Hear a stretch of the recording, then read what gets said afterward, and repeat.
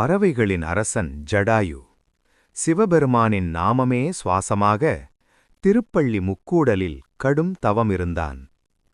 காசி கங்கையிலும் தெற்கின் ராமேஸ்வரக் கடலிலும் ஒரே நேரத்தில் நீராடி ஈசனை வணங்க வேண்டுமென்ற ஒரே ஒரு ஆசை.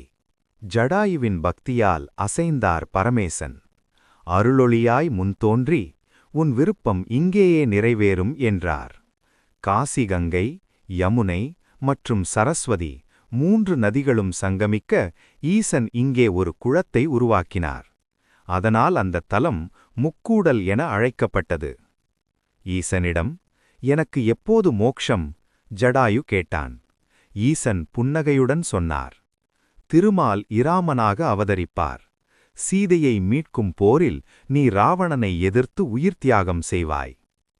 அப்போது இராமரே உனக்கு இறுதிச் சடங்குகளை செய்வார். அதுவே உன் மோக்ஷம் என்றார். காலம் உருண்டோடியது. ராவணன் சீதையை அபகரித்தான்.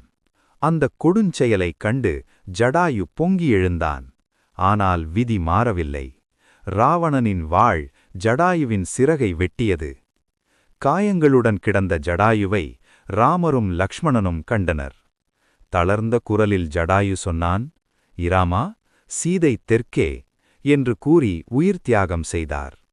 தன் தந்தைக்கு செய்ததைப் போல ஜடாயுவுக்கும் இறுதிச் சடங்கினை ராமர் செய்தார். ஜடாயு மோக்ஷமடைந்த தலம் திருப்பள்ளி முக்கூடல். ஈசன் அளித்த வரம் நிறைவேறியது.